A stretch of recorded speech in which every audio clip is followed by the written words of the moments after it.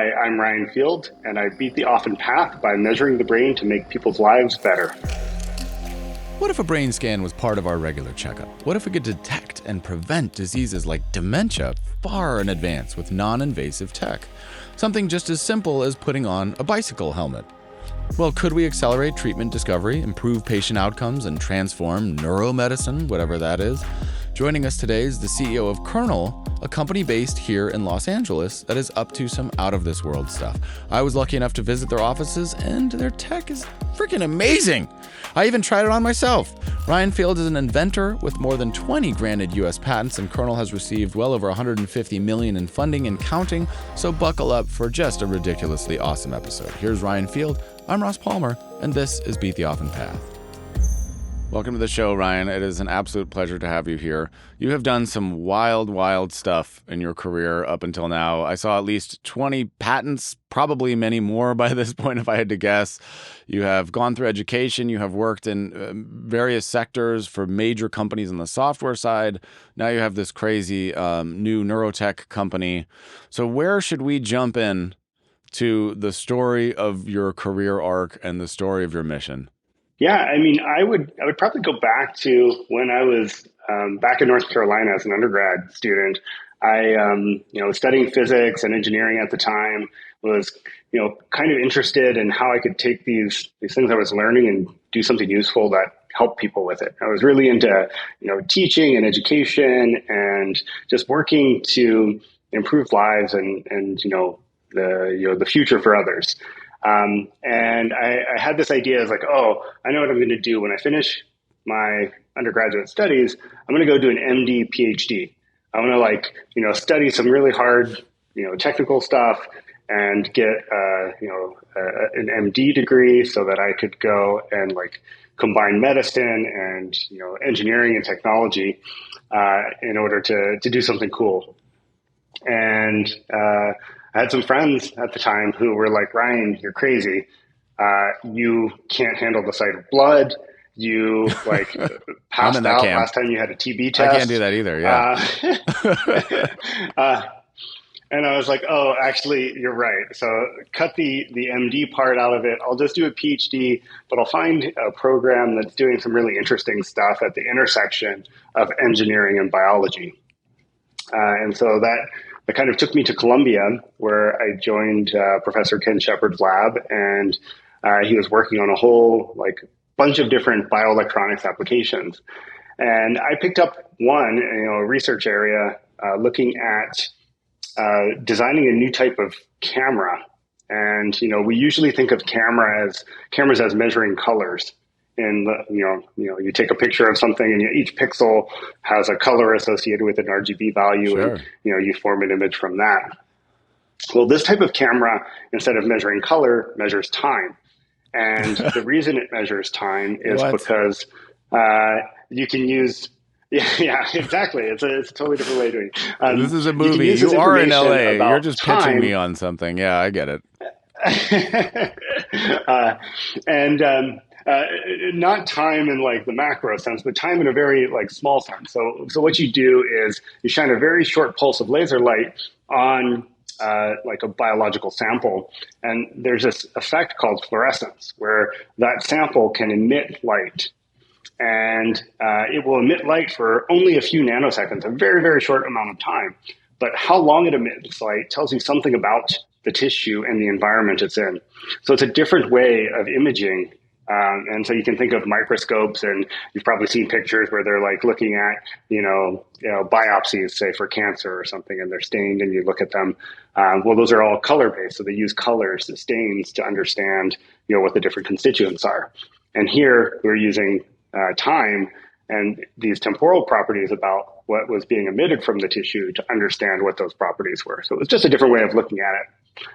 So spent 6 years at Columbia building this, designing a bunch of electronics, working with folks in doing microscopy and things, but really learned a lot about measuring very short timescales. So I finished grad school. I went on, worked at Intel for a little bit in a bioelectronic sensing group there in their research division before joining a LIDAR company. And if you're familiar with LIDAR, it's one of these core technologies. Do you know So go anything? ahead. Do you know anything about ASICs or SPADs? Yeah, of course. Well, And so because I that's don't. how Because I have no you idea measure what these those things. terms mean. I had to Google both of those things before this interview. I'm just trying to sound smart. I have no idea what we're talking about, but I know that you do. Continue. LIDAR, I actually do know what that is. Oh, great. Yeah. And so ASICs and SPADs so ASIC stands for application specific integrated circuit. And what you can think about that is everyone knows of like the processors in your phone, like Apple has these, events and they're talking about like, their A17 processor or they just released new Mac processors this week. And so everyone knows about those. And an ASIC is a chip like that, but it's designed for a very specific purpose. And so what I was doing was designing ASICs for measuring these specific time images. Whoa. So ASIC is kind of like the platform that you use to make these cameras. And SPADs Awesome. stand for single photon avalanche diode or detector, which is a really sensitive type of light detector. You can measure individual photons, the smallest quantum of light you can measure with these detectors. And you use this and some knowledge about statistics to understand these temporal characteristics of the biology that I was describing before. And what's really interesting is you can use it for biology, but you can also use it for LIDAR. The same core technology is used for LIDAR. So we were doing time of flight based sensing. So, LIDAR works. So by pulsing laser light and measuring how long it takes for the light to come back. So, decades ago, they measured how far away the moon was by putting a mirror on the moon and firing a laser at it and measuring how much time it took for the laser to get there and back. And that same fundamental principle is how, self-driving cars can see the world around them today. They fire lasers out in all different directions and measure how long it takes for things to reflect back. And that gives them this 3D map of where things are spatially in the world. Although Elon Musk didn't want to do So, that because he said he should use cameras only. I just finished the Elon Musk book. He didn't want to use LIDAR, but that's neither here nor there. I think he might be wrong about that, but others definitely do. Well, I think the reason why is because Elon's a great businessman and he wants to sell people something that exists. And cameras exist, and the image processing to estimate distances from cameras exists. So like he can put it in the car and sell it today and mark it up with the premium, whereas an affordable LiDAR system didn't exist. And that was one of the reasons why I joined a company to build LiDAR, and there were probably 100 other companies trying to build LiDAR sensors at the time. And it was because there wasn't this affordable sensor, but tons of applications for it. Because, whether you have self-driving or not, there's always safety, right? Like we have backup cameras that are standard in our cars today because they improve the safety. You run over fewer things as you're backing up. Right. And, you can think about that as the same way as LiDAR. You don't have to go all the way to being able to drive autonomously, but it's another data stream that helps you understand the world around you and operate more safely. Yeah, completely. Well, you don't have to, I still run over things, but it's intentional. That's the difference. I'm aware of what I'm running over when I do it. That's the difference. It's not subconscious. Okay, so you've been building a lot of this tech. Now, how did you get involved in the brain or neurotech space? Where did that shift happen? Yeah, so I was working on LiDAR, and as I mentioned, there were 100 other companies doing the same thing at the time. So very much on the beaten path, right? Like everyone was doing this, tons of money getting invested into it. It was going to be the future, autonomous driving, and everyone's just piling on in this space. And this was about 7-8 years ago when I was working on that.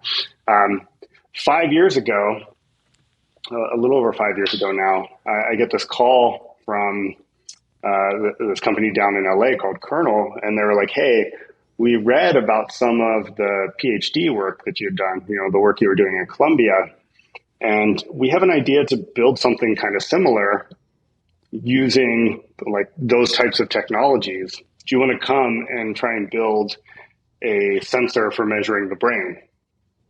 And here I am doing this thing that like hundreds or thousands of other people are already doing, like really trying to build these nice LiDAR sensors affordably and at scale. Or I have this opportunity to, kind of change directions entirely and take on probably one of the hardest problems in the world, which is understanding our brains. And, I couldn't resist. I was like, oh, I want to help people. I want to do hard things. And, I want to take advantage of a lot of the things that I've picked up over the years. And this was a perfect combination of all those things and a great opportunity. So I said, yes. I think it was less than 2 weeks, maybe, 9 days or something, from the time that came down to LA till I was, headed back to start.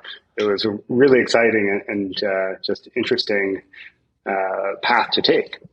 And you started as CTO and have now since worked your way up from there. So you quickly rose to the top of this thing. Why do you think that is?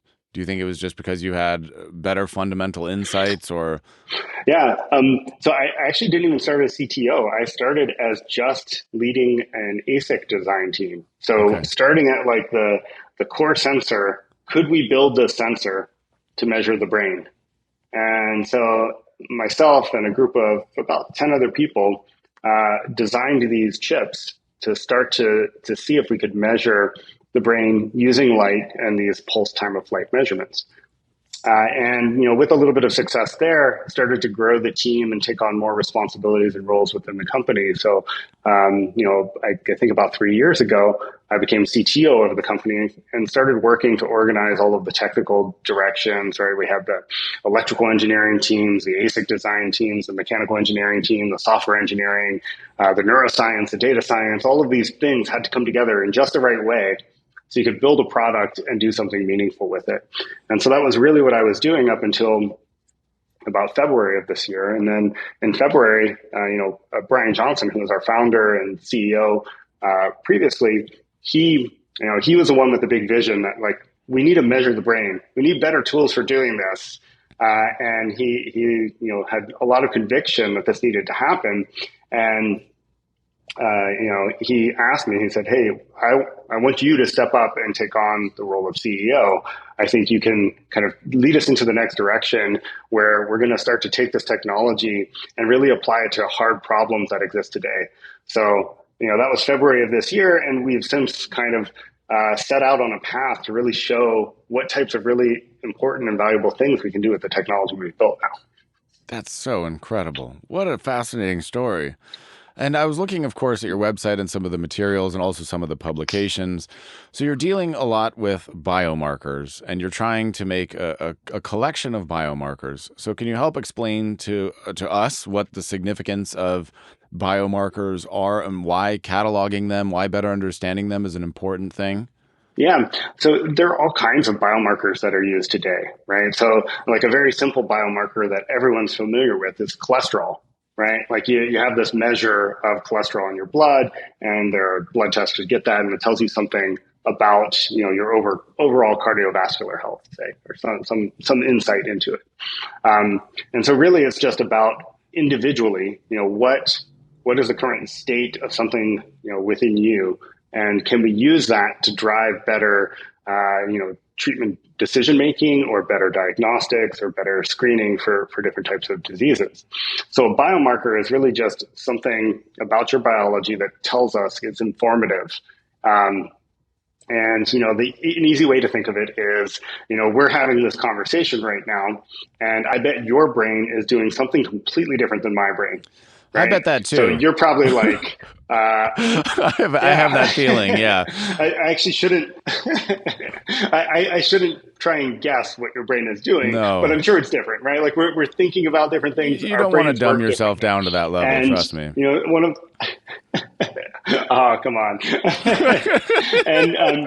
And so what we're really focused on is understanding these differences between individuals, and then so we're able to measure that you and I maybe have different activity in our brain right now, but then understanding the meaning behind it. What does that mean, right? So you're a host of this podcast show. You've had, dozens of these conversations, right? Like this is a comfortable space for you. I'm a kind of a technologist coming here and trying to convey in, very simple terms complex technical information that I deal with every day. And so like my brain is probably running tons of different processes, that are different from yours. And so that at a very high level is what biomarkers are all about. So why is it then some of the publications you featured, one of them is about alcohol use, the other is about ketamine. Why is that important? And why start there with the first two publications? What's the significance there? Yeah, it's a great question because you think about these things and it's like, well, how is measuring alcohol and its effect on someone's brain helpful to anyone? And what we were really doing with both of those was we were trying to give an example of what we can measure using healthy populations, right? So it's always easier to start doing things, the measurements about the body, the brain, et cetera, on people who are healthy. So rather than jumping right into disease states. And so here what we did is we said, we'll design this study with alcohol and we'll give people 3 different drinks on 3 different days. So they would come to the office or to our labs, have a drink and get their brain measured. In one of the drinks, there was no alcohol at all. It was just a juice. And you could choose between orange juice and cranberry juice, depending on your preference. We also used vodka as the alcohol. We did a lot of testing to find just the right vodka in order to, mask the flavor so we could make a good placebo with no alcohol, et cetera. And the answer is Tito's, just so you know. Okay. Yep. Go on. No comment. So Tito's and juice, whether cranberry or orange, and you would either have no alcohol, a moderate amount of alcohol. So we'd kind of dose it based on your body weight and sex so that you would have a BAC, a blood alcohol content level of 0.04, which is kind of, midpoint between like no alcohol and the legal limit. And then we tried to get you to 0.08 in the third drink. So each of the 3 drinks was meant to hit a different level. And the idea here was we should be able to see differences both in behavior and your brain based on how much alcohol you drank. So we had people do a task where they were required to exert inhibitory control. So the idea was that as people drink more alcohol, their inhibitory control would be lessened. They would be less able to withhold responses to things. And so we did this task. We showed that we could give people alcohol to impair their cognition, their cognitive abilities, their ability to do this inhibitory control. And what we found was that if we gave you no alcohol or the middle amount of alcohol, the 0.04, there was no difference in your behavior. You were able to behave the same way. You could achieve the same goals, the same performance on the task the challenge task we gave. But if we gave you a 0.08, we could start to see a difference in the behavior, which I think everyone knows. Everyone's been there, or most people have been there, right? You 0.08, and that's why it's a legal limit, is you hit 0.08 and it actually affects our ability to function normally. But what was interesting is when you go and look at the brain, so you look at the brain measurement and how it changed for the different amounts of alcohol, even at 0.04, you could see a difference. And so that was really revealing to us that you can measure things in the brain that are more sensitive than the outward behavioral presentation of them, which makes sense. Yeah. And right, like our brains are crazy complex. They're doing tons of things. And in this case, what they're really doing is they're compensating for the impairment of the alcohol. So what we saw was an increase in brain activity due to the alcohol consumption. And it's like, you're working really hard to do the same thing, but you're doing the same thing. And so it was a really interesting result and a good study. And we were really pleased with the outcome because it showed that, we built this technology that can measure the brain and, it has some value beyond just saying like, oh, well, I can just do a cognitive test and we'll see how you perform on that cognitive test. Well, you could perform the same score, like you could have a perfect score, but still have something in your brain. Your brain could be, facing some deficit and having to work harder in order to achieve that score. And we want to be able to measure that and see what we can do clinically to kind of take advantage of that capability. So that was the example with alcohol. Cool. It was a fun example. We did a lot of piloting. As I told you, we found the best booze to use. A lot of easy volunteers, right? Had a nice scientific result that came out of it. Yeah, there are tons of volunteers. We, overwhelming, numbers of people interested in doing that study. Yeah. So. So, all right. So you're able to measure stuff high definition, or you're able to collect. And this device looks functionally something like a helmet, I guess we could say, like a motorcycle helmet with just the top part, right? So what makes it higher definition? Is this based on EEG? Is this based on a different technology? How are we able to get that resolution from this device?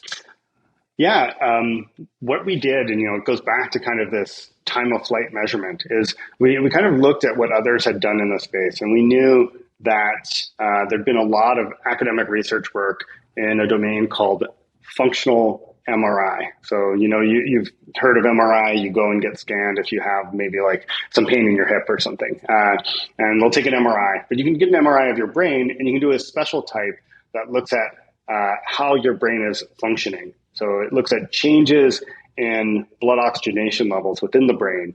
And those changes in blood oxygenation levels are correlated to brain activity because our brains are highly metabolic, right? They use a lot of energy.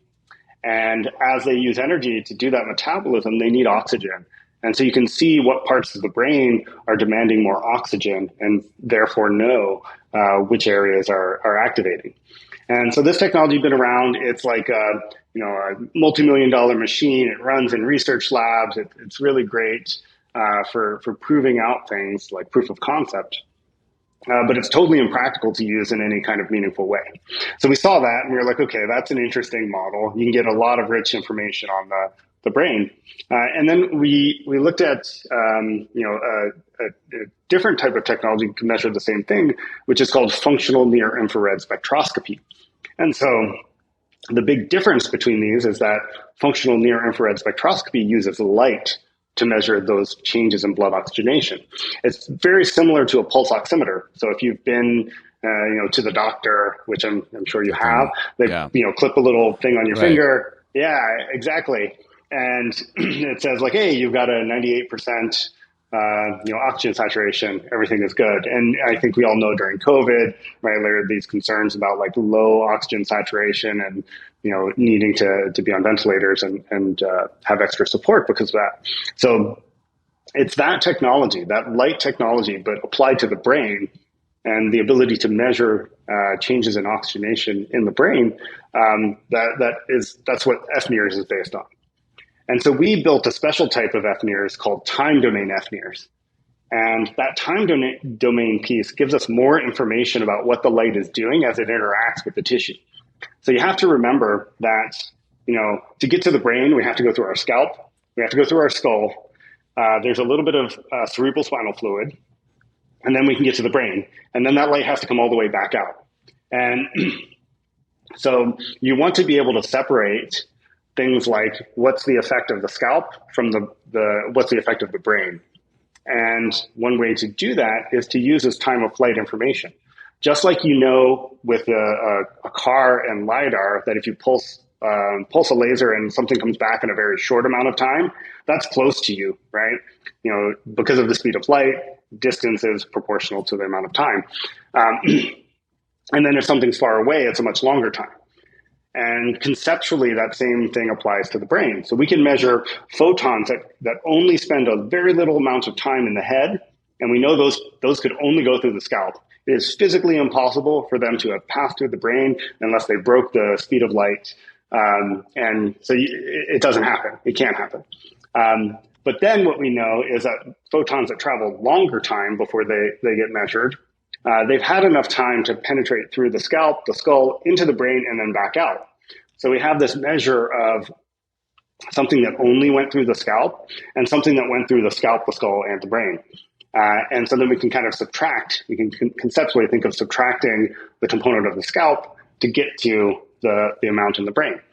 And that's the real power behind the technique that we've done, and why it's very different from other things that had been out there, is we took all that complex electronics and sensors and everything that's required to do these precise time of flight measurements, and we shrunk it down and integrated it into something you can hold in your hand. So before I started, non-invasive, right? It's non-invasive, completely non-invasive. So the amount of laser light we put into your head is a small fraction of what you're exposed to when you're out in the sun. It's a small amount of energy that we put in, because we're measuring single photons again, right? Remember those SPADs, those single photon avalanche diodes? They're what we use. And so you don't need very much light in order to see these changes as the photons travel through the head. That's truly brilliant. Yeah. I also like if you'd like take a second and we pull up Wikipedia, Okay. And look at the near infrared spectroscopy page. There's an FNIRS page, and if you look there, it describes a bunch of math and other things there, and you can scroll down and there's a section called time domain, which is this technique that we're talking about, and this is kind of the consensus opinion as it was, I don't know, the last time this page was updated a few years ago. And it says, time domain based devices are totally immobile, space consuming, the most difficult to make, costliest, hugest, and heaviest. Even so, they have the highest depth sensitivity and are capable of presenting the most accurate values of baseline hemoglobin concentration and oxygenation. So we haven't updated this. I love seeing it there because I think it's just kind of funny to like see this description of something that is huge and costly and very cumbersome. And we've like put all of that. Yeah, hugest. That's how can you be so smart? And we have the hugest solution. Yeah. Okay. So it's just kind of funny to see where the field was and how much advancement we made in a very short time, with a few key insights, pulling from technologies that were being developed for, as I said, LIDAR, but also, the cell phone based LIDAR, right? Like Apple put LIDAR in a cell phone, camera, which really made a lot of the components and the core technologies that go into it very inexpensive and easy to use. So we saw that, we took advantage of it, and we designed our custom chips using these same things that were happening in the consumer electronics space so we could measure the brain. Well, I think you've done a very good job. I know your brain is spinning a lot to get here, but you've done a very good job painting the picture of how we arrived at this and how you arrived at this and why you're uniquely suited to do this, which is awesome. So now let's maybe shift into the significance of this. And one of them you hinted at earlier, which is that in the time domain of human time, people don't often get the kind of updates because if you have to go to $1 million machine or you have to go to a physical location to get this kind of data, that's impractical. And people just can't do that very often. So they're not getting as many updates as they might need to check in on a condition. And if I'm wrong about this, just say so. But this allows people to get more frequent updates and better insight into what's going on in their brain, which could be very valuable to certain groups of people. So why? Yeah. Well, I mean, I would even say, here's a question for you. How many times have you had your brain measured? Well, depending on how many conspiracy theories I want to believe in, I can say 0. No, probably 0. Yeah, right. I mean, aside from I'll put on chips a that were put in the hat. COVID vaccines, Exactly right. Aside from the satellites that are beaming down on me right now, but no, I don't. Not that I've been in an MRI machine before, but not on my brain. Yeah, and so I think that's the thing. It's like 90% of the people you ask that question, maybe more, will say 0, right? And for me, it was 0. Like before I came to Kernel, it was 0. Now it's like once a week. But right, every single day. It was 0 then. Yeah. And I think that's just walk into the office, put on my flow, do a couple of tests. But really that is the thing. It's really like a binary situation. So yes, like you want to increase the frequency of measurement, but increasing it from never to even once a year is a huge improvement and a huge milestone.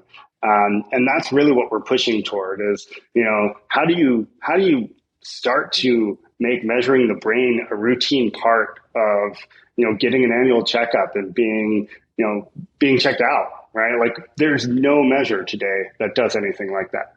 They listen to your heart, they listen to your lungs, they do a blood test, right? Maybe they'll look at some moles on your skin or something, but no one's checking your brain. And that's like such a core part of who we are and what we do and how we behave. And so it's kind of mind blowing. And that was one of the big things that, Brian, our founder, he saw this as being crazy, right? Like, you couldn't get your brain really measured even if you wanted to. It's like so difficult, and you have to really be, in an environment that has access to research institutions and the capabilities to even do that. It's not something you can go to your doctor and get done. So that's the significance of what we're after and why we built the tech. And specifically, I'll come back to that alcohol demonstration that I was talking about on healthy individuals. So right now, what we're doing is we're running a study where we're using our headset, Kernel Flow, and we're measuring patients who have been diagnosed with mild cognitive impairment. And we're comparing them to patients who are healthy. And the objective of this study is to show that we can pick up signatures, biomarkers in the brain that separate the healthy group from the cognitively impaired group.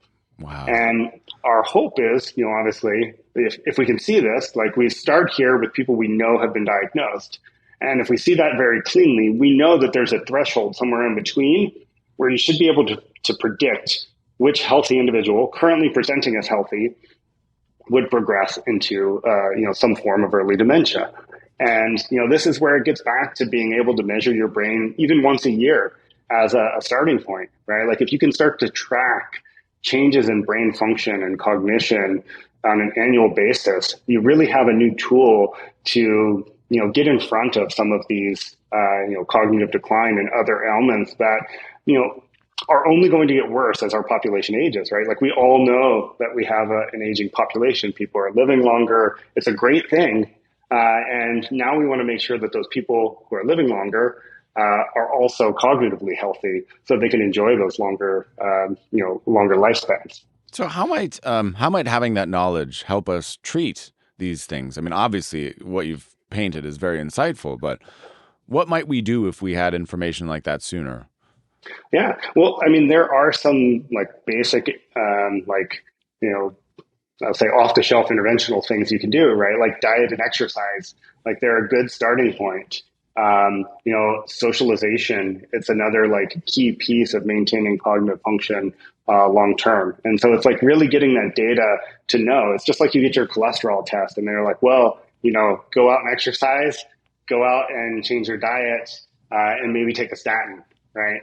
And, right now, in the case of dementia, you can go out and exercise, you can change your diet. And just now, recently this year, there are drugs approved that are, I don't want to oversimplify things, but I'll simplify it a bit. They're say it's a statin, right? They remove amyloid plaques from the brain, which allows you to slow the rate of decline for these forms of dementias associated with Alzheimer's. So there are new treatments that have been developed and approved now. There are more in the pipeline. There are tons of companies working on this space. And so you can really see a future of the world where we can start to treat the brain in similar ways as we can treat the heart. You can, measure the cholesterol. You could measure, the amyloid plaque buildup or the tau proteins that are in the blood. You can measure the function of the heart with a stress test. You get on the treadmill and you run and you listen to the electrical signals. You see that everything is normal. You can measure the brain with a stress test where you put the helmet on. We have you do a couple of tasks, think about like we did with the alcohol study where we gave them an inhibitory challenge. We can give it a cognitive challenge or a memory-based challenge and see how the brain responds to that stress. And so you can start to see how understanding the brain and understanding our health is never about one modality on its own. It's always about this full picture. And the more different perspectives you have to understand the organ, the better.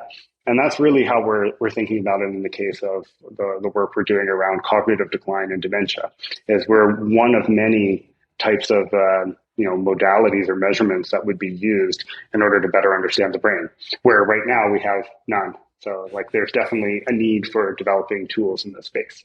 What a truly, truly, truly brilliant concept. I assume you're familiar with that book, Blue Ocean Strategy. This sounds like the bluest of blue oceans ever. And it seems like the market would bear that out. As far as I've seen, you have raised over $150 million in funding, maybe more. Maybe that information's out of date. So talk to me about the entrepreneur side or the business side of this. You mentioned at the beginning of our talk that you originally got into teaching because you wanted to help people. And obviously you went through schooling.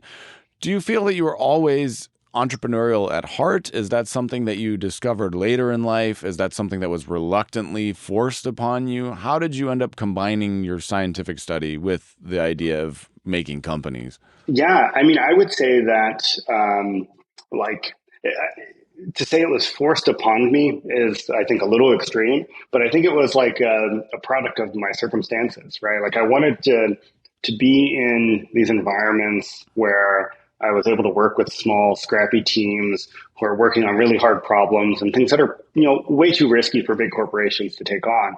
And, that description is a startup, right?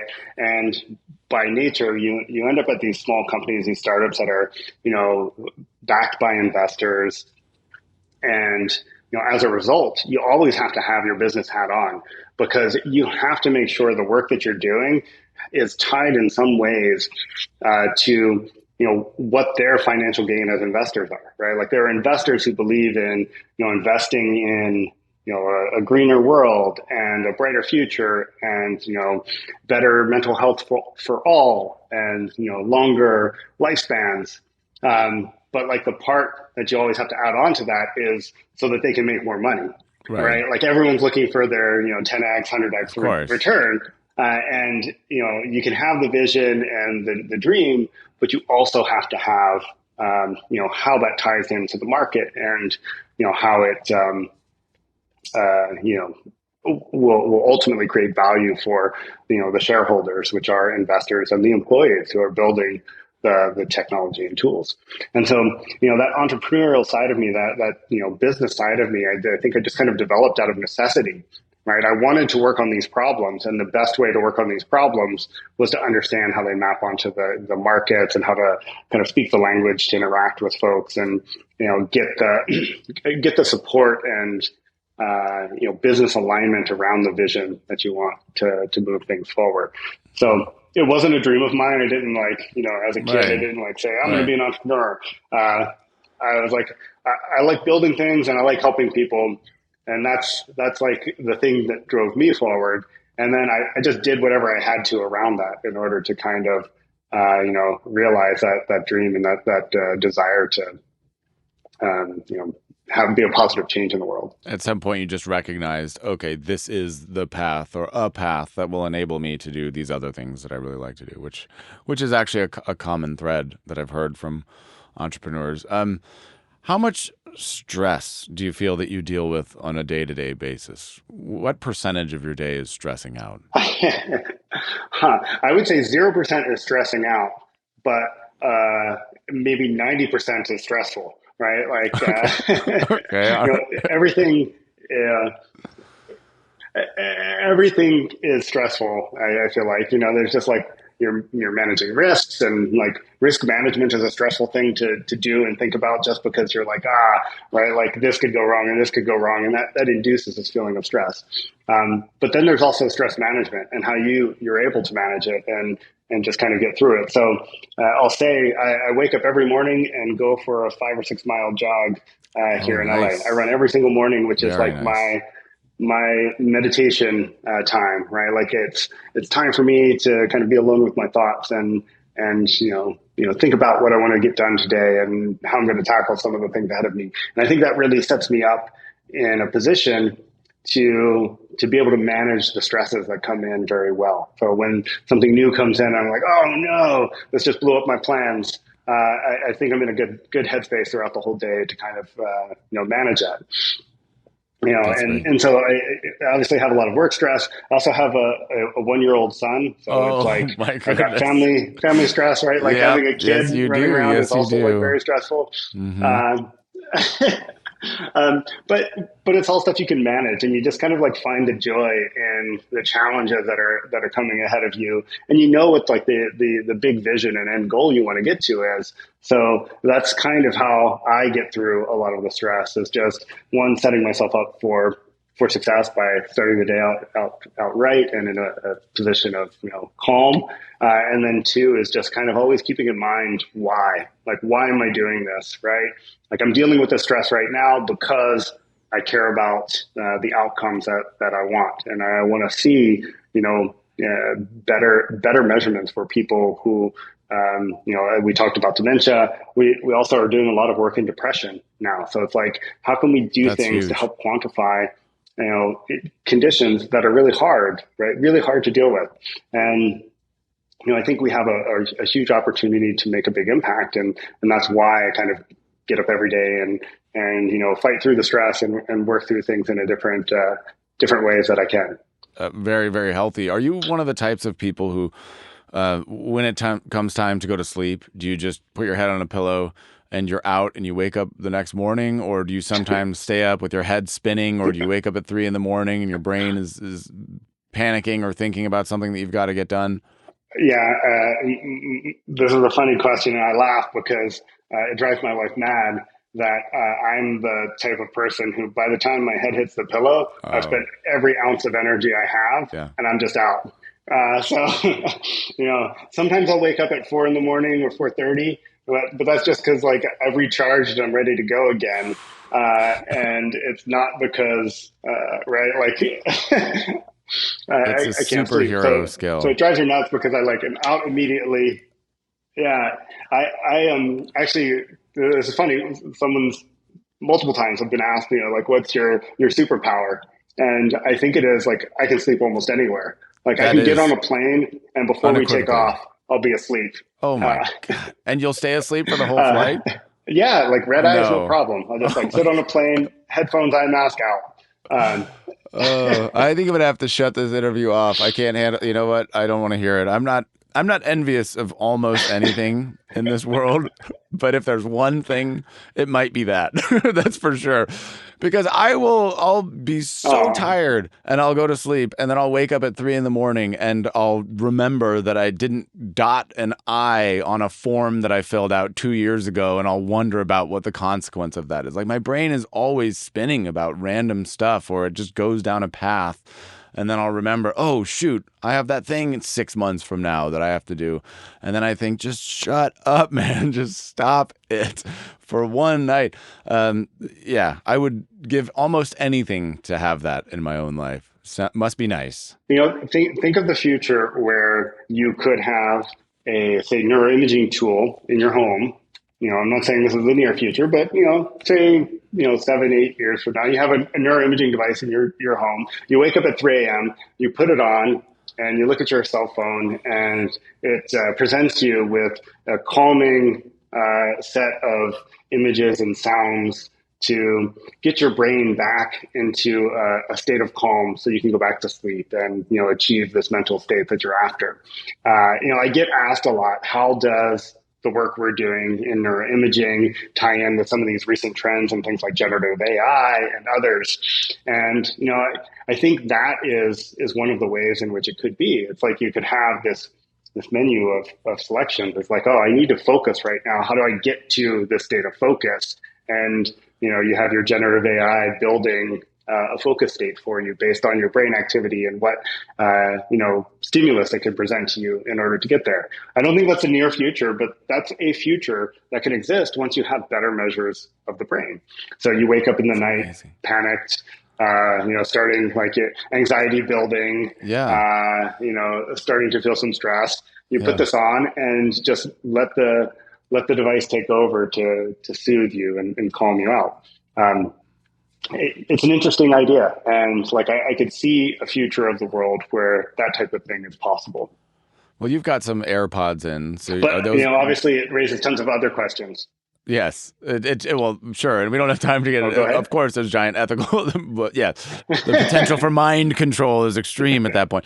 But if you have the new AirPods Pro, they have that noise canceling feature, which I love. I love audio, and meditative music has a profound effect on calming me. And sometimes I just can't wait for the day as that tech improves, that the headphones inside my ears with noise canceling also, I would be thrilled if I could wear them all night in a comfortable way. So not, you could sleep with them in, and then let's say it detects something in your brain, and then it just starts playing calming meditative music proactively. So I don't have to pick up my phone and look at something. It just happens. And then I'm just instantly calm again without even realizing it, and preferably without even waking up. That would be like a dream scenario for me. So may that happen.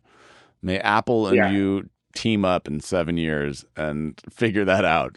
That would be awesome. Yeah, I mean, just tell him to give me a call next time you're Okay. talking to him. Yeah. Well, I have Tim on after this. Actually, I got to bump you because he's very particular about being on time. No, but yeah, you have such an incredible story. You found such a cool thing. Your journey is just so profoundly inspiring. And I knew from looking at the website that also Kernel is just such an inspiring and important technology. And I'm happy to hear from you the significance of that. And as somebody who, my grandpa suffered from dementia extremely before he ended up dying. And so the thought that we might be able to help some people, and I know what a toll dementia has on people towards the end of their life. The idea of being able to prevent that is huge. And I think anybody who knows somebody who's experienced it would feel very much the same way. So with that said, you are based in LA. And I'm in LA, so the next time you need somebody to drink and put something on their brain, you just give me a ring, okay? I'll be your next batch of test subjects.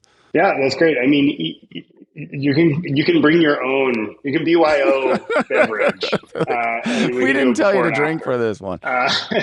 Does it also seem to I don't know what you're drinking. It could just be water. Yeah, exactly. But I think with a real lesson that I'll take from this talk that we've had is that you can keep yourself at a 0.04 BAC and function normally. So for people out there who are wondering whether they can day drink on the job, the answer is yes, up to 0.04%. So that's the sweet spot. Stay there and you'll be fine. If you go beyond that, you're in a dangerous territory. Is that a good summary of everything we've described? You heard that from Ross, not me. I just put the disclaimer out there. Yeah, okay, he pulled his name from it. Yeah, brilliant stuff. It's an absolute pleasure to get to know you, Ryan. So for people who are in tech or who are in academia or who might have some kind of idea or who want to contribute in the ways that you wanted to and maybe aren't as far down the path as you are, what would you advise? What's a summary, a lesson learned, something unconventional that you might have picked up along the way that somebody wouldn't know as we close this thing out? Yeah, I mean, every time I kind of look back and think, I was lucky. Like I was incredibly lucky that something I worked on mapped exactly onto this particular application, and someone connected those dots and kind of brought me into this position. But I also think people, and this isn't, I think, profound advice or, in any way unique, really. It's just like one way to kind of set yourself up for these types of opportunities is you got to make your own luck. And like, really, that's all about getting to know people, talking to people who are working on interesting things, whether or not it's exactly what you're interested in or I don't know, it's adjacent. I think it's more about just being part of different conversations and, pulling on threads that interest you a little, because as you do that, then other people can start to connect dots for you, right? Like you're one person and your reach is only so far, but the network that you build around your interests and around the types of things that you care about, that's what really unlocks new opportunities, because those are the people who, you can count on to say like, hey, I met this really interesting person at another meeting and the two of you should talk because, they care about X and you do Y and X and Y should come together. Right. And to me, that I think is probably one of the things that I didn't do well, that I wish I had done better. But I think just dumb luck worked for me. And, that's not, not a good takeaway message, yeah. But I think if I had to change one thing, I would definitely invest more in, building relationships. It's like one thing to be really smart and technically competent and, able to code whatever you want to code and design whatever you want to design. But it's really the human part of it that I think gives you the opportunities where you can make a big difference and have a huge impact. So don't forget about the human side of technology development. It's really important. Very wise words. I don't think that anybody who has heard this episode or who has seen your bio will buy that dumb luck factored into your success, but we can call it, let's say, smart luck. It might be luck, but I don't think it was dumb. You have done more in the first part of your career than most people will do in their entire lives. And clearly you have always had a very different way of seeing the world. And I just appreciate you talk about that human connection. This exactly right here is what I live for and what I appreciate so much. So I'm just deeply honored that you would take the time, share your brilliant insight with me and with all of us. It's very much appreciated. And I look forward to, seeing what happens with your company in the upcoming 5 years. I know it's going to be insane and it's only going to get better. So I can't thank you enough for taking the time on a Friday to sit with me. And where can they can support you? What's the website? Where can they follow along? You can promote yourself in any way you like. Yeah, check us out at kernel.com.